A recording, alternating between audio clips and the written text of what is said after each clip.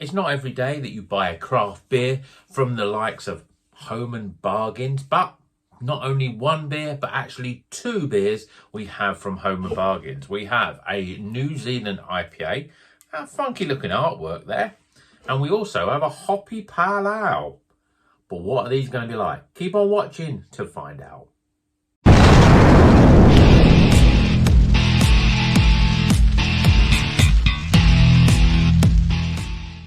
Welcome back to Rocker's Beer Review. Yeah, we're going bargain basement today with two beers from Home and Bargains. Now, I might drink one of them and review it, but if I take the sip of it and it's that bad, then I'll probably drink both of them on the channel and let you know what they are. And hopefully, if they're that bad, you won't make the mistake of buying them. Now, these beers are $1.99 each, and usually I would pick them up and go, not touching that with a barge pole. But there's something about these beers that got me interested, and this one especially because, I mean, look at it. It's an interesting artwork, really.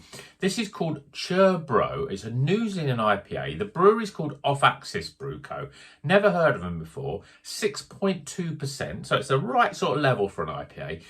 Sometimes you go into these sort of cheap places and you see cheap IPAs and it says IPA 4.5% and you think, that's not an IPA, it's too low ABV. But this is about right. And I thought, I've not heard of these, and the artwork's funky and it's got some information on it. It says, you know, utilising. It's got Pacific Jade, Muteca, Wakaka and Raikaka. I don't even know what these are. These aren't even ones that I've heard of. I mean, Muteca we've heard of. Pacific Jade, not heard of that one. And this other one, I mean, it's got some really sort of weird font in the writing, so it's difficult to read it. And I thought, yeah, well, I haven't seen what these are like. Maybe these are all right. But then I did have a quick look on the internet and I couldn't find these beers reviewed. I haven't seen anyone review them, but I have seen a beer by Off Axis reviewed, and that was called Not Terry's, a chocolate orange stout, which by all accounts were pretty bloody bad. So expectations low, £1.99 each. So if I have to sink pour it, maybe it'll clean the sink, and you know, I've saved a bit of money on the old cleaning, the old Domestos. But let's crack it open, get it in a glass, cross our fingers and hope that maybe these aren't as bad as they may be. Well, I expected something a little bit more hazy, and when you pour it out and it's sort of brown colour, the expectation is that this is awful. I mean, look at the colour. This looks like an oxidised beer for a start. I mean, we did have that one recently from Sainsbury's that was a New Zealand hopped pale ale, and that was sort of dark in colour. I know this is going to be awful, but let's smell it anyway.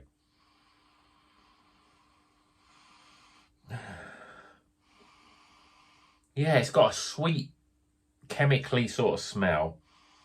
Doesn't really smell like any sort of fruits or anything like that. I'm going to have a very quick sip and see what it's like.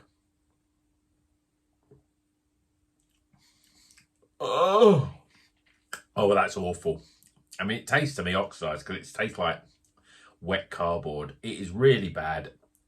If you see it in Home and Bargains, don't buy it. Don't think $1.99 is good.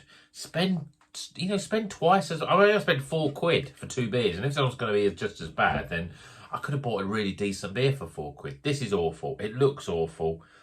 I'm gonna have to open the other one and do it in this review because I don't want to waste another review reviewing really bad beer. So this is this one. This is the New Zealand one. This is the one that I thought was going to be the better, but it's pretty bad. So let's see what the hoppy pale ale is all about.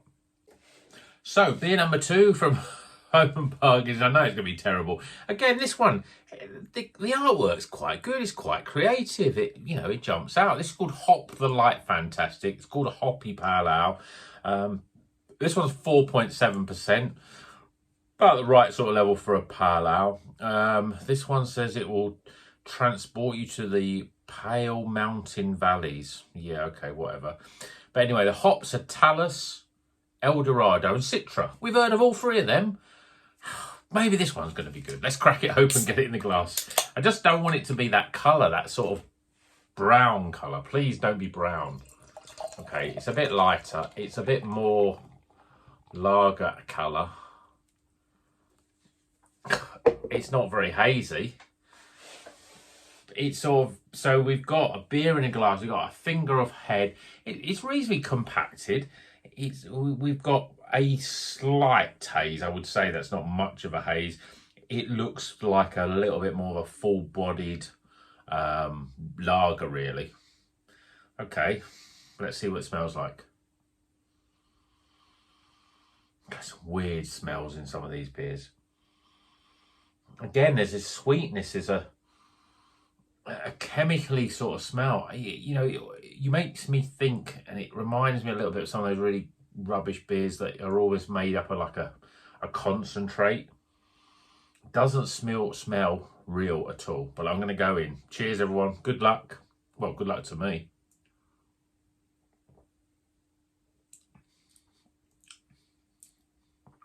It's still pretty bad. It's weird. Very, very strange.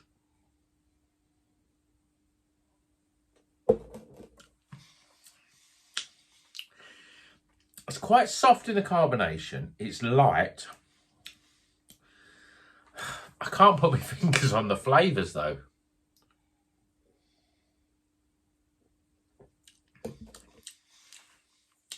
It's got a slightly perfumey sort of flavour. Not that I drink perfume, but you know, it's got that sort of flowery sort of taste. I think, you know, that it's got talus in it, which says it's got talus in it. It could have anything in it, really. So maybe from that, I'm basing that on the fact that it's got that slight sort of, I suppose, that Turkish delight sort of flavour, but it's not quite like the talus I've had before. There's none of that pink grapefruit. There's no real citrus flavours, no tropical flavours. It's just, it's like a hoppier lager. You can't really pick out the flavour in there. It's, again, a poor beer. And again, I would suggest don't waste your money on it. So this is Hop the Light Fantastic. I'm not going to review them because basically these are the Coldplay beers. In fact, if there was something lower, they'd be the Justin Bieber of beers, or the, what band do I really hate? You know, the worst sort of pop band, you know. They're the, you know, could they be the Taylor Swift of craft beer? You know, they're just, they're just horrible. I mean, the covers look, they are like Taylor Swift. It's all looks and no substance. Looks, the covers of these beers are quite good, and I find them quite attractive, and that's probably why I picked them out. But inside the can, never judge a book by its cover, because inside is the most horrendous beer you're ever going to taste. And to be honest, the New Zealand one was really, really bad. This one is just really bad. You know, if I'd had this one first, I would have said, oh, it's really, really bad. But then after having, but this New Zealand one is awful. And I love New Zealand IPAs, but these are bad. So if you go home with bargains, just keep walking, go and buy some sweets or something, packet of nuts, some good value toilet rolls. You know, don't stop at the beer section, because you're going to end up disappointed. They might sound good, but they're not good beers, so don't buy them. That's it for today. Very disappointed with this, but if I can review these beers and showcase them, showcase is not really the right word, if I can show you these beers for the fact that they're really bad beers and they shouldn't even be called beer, they should be called something else, because comparing them with beer that we drink on this channel, it's night and day. So avoid these beers at all cost. Do not drink them. Do not encourage Homer Bargains to keep getting in these crappy beers, because they are really shit. Okay. Hope you've enjoyed this. Hope this has been educational, if nothing else. Hope it hasn't put you off your dinner if you're watching it at night. And until then, buy yourself a decent craft beer and keep on rocking.